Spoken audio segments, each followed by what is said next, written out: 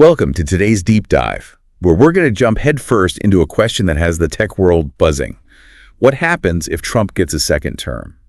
It's not just hypotheticals this time around, you know? We've got his past actions, his recent statements, plus all the talk about who's advising him, people like Elon Musk. Yeah. Right. It's giving us some pretty strong hints about what to expect. And we're using this Fortune article as our guide.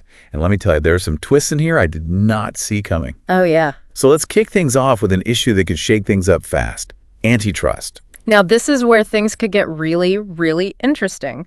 The article suggests that Lina Khan, the current head of the FTC, she's known for really taking on big tech. Well, she might be replaced. And we're talking about companies like Meta, right?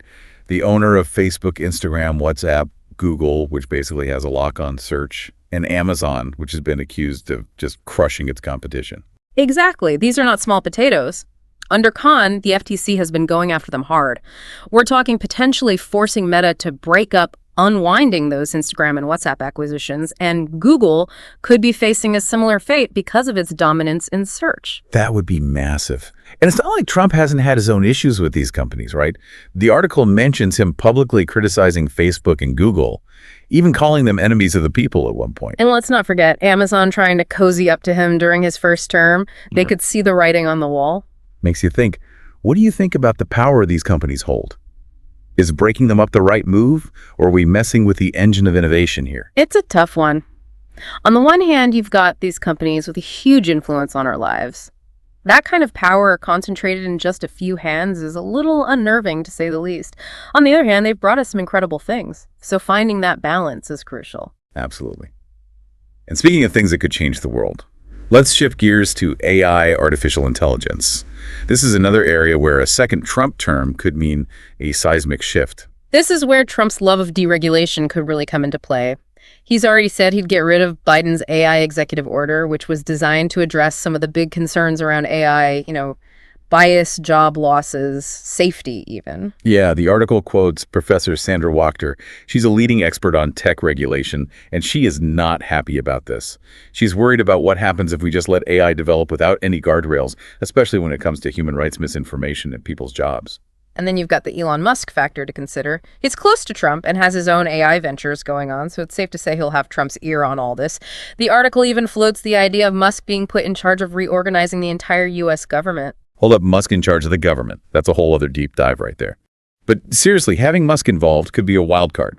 He's brilliant, obviously a total disruptor.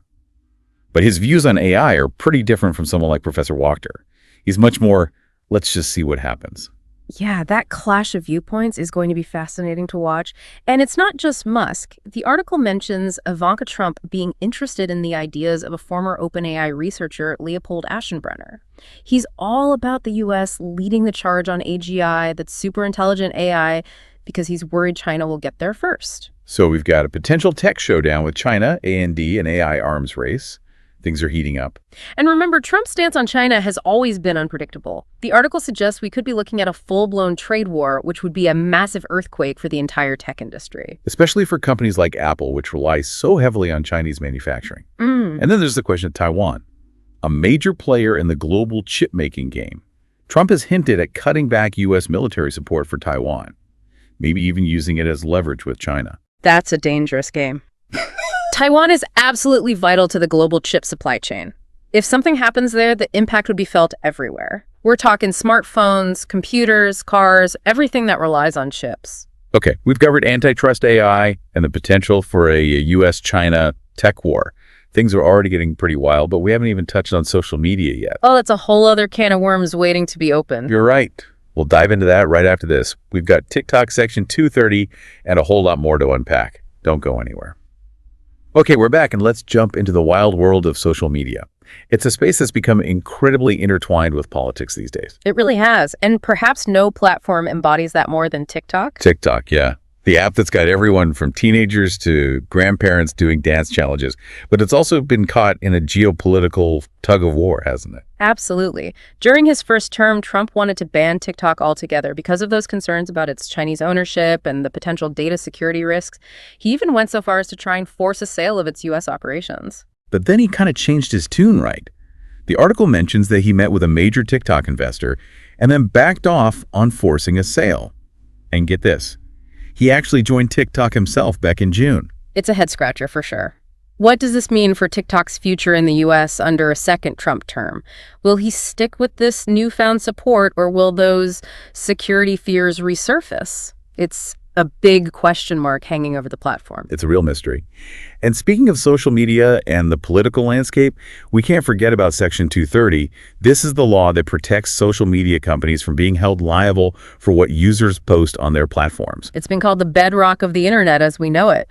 But it's also become a major target for Republicans who claim it allows platforms to censor conservative viewpoints. Right. The article mentions that Trump himself tried to change Section 230 during his first term, and with him owning Truth Social, now his own social media platform, who knows what his approach will be if he gets a second term.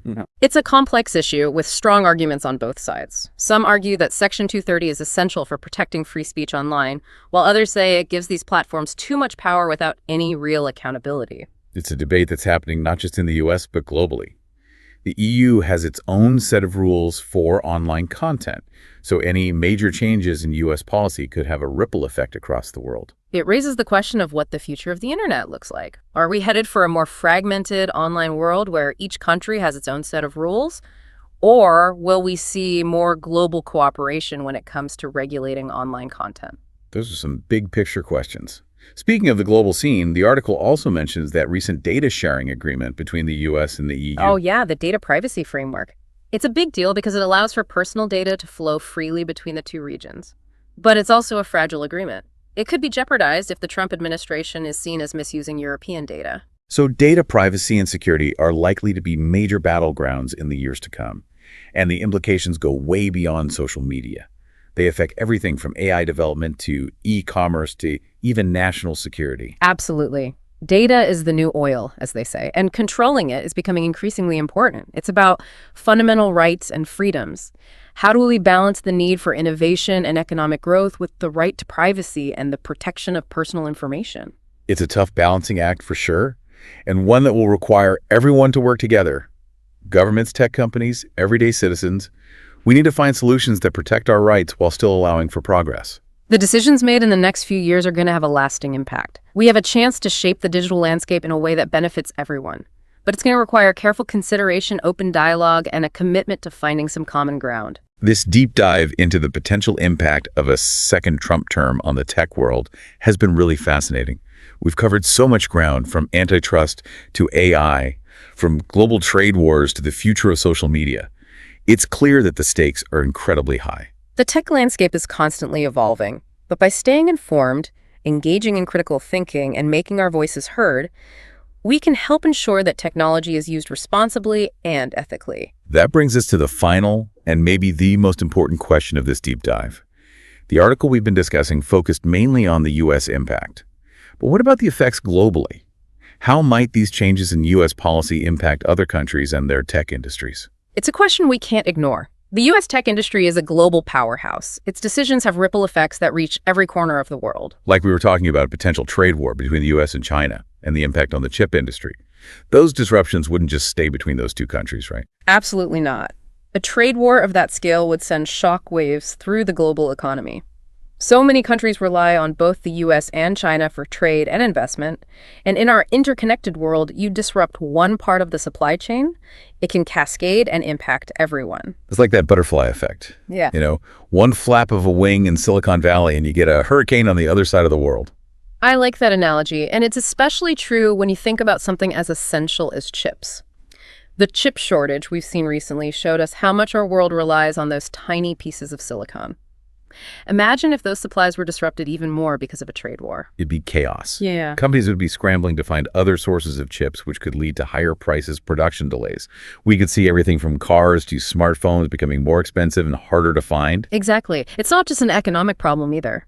There are geopolitical factors to consider, too. The article even mentions how Trump has hinted at reducing U.S. military support for Taiwan, which is a major player in the chip market. That's a move that could have serious consequences. Taiwan produces a huge chunk of the world's advanced chips. Any disruption there would impact everyone. It could also escalate tensions with China, which sees Taiwan as its territory. It's a risky move for sure. We've talked about trade wars and chips, but what about AI development? If the U.S. decides to deregulate AI, could that influence how other countries approach AI regulation? That's a good question. The U.S. is a leader in AI research and development. If it goes for a more hands-off approach, other countries might feel like they have to follow suit. Nobody wants to fall behind in the global tech race. Right, but that could be a dangerous game. We already talked about the concerns around AI bias, safety, job displacement. If AI development isn't handled carefully, things could go wrong very quickly. So instead of working together to ensure AI is developed ethically and safely, we end up with a race to the bottom. Countries lowering their standards just to attract AI investment and talent.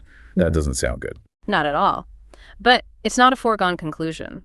There are other perspectives out there. The EU, for example, is taking a much more cautious approach. They're emphasizing ethical considerations and human oversight. So there's still hope that a more balanced approach can emerge, one that prioritizes innovation, A&D responsibility. Absolutely. The future of AI isn't set in stone. It depends on the choices we make today. And those choices need to be made with a global perspective.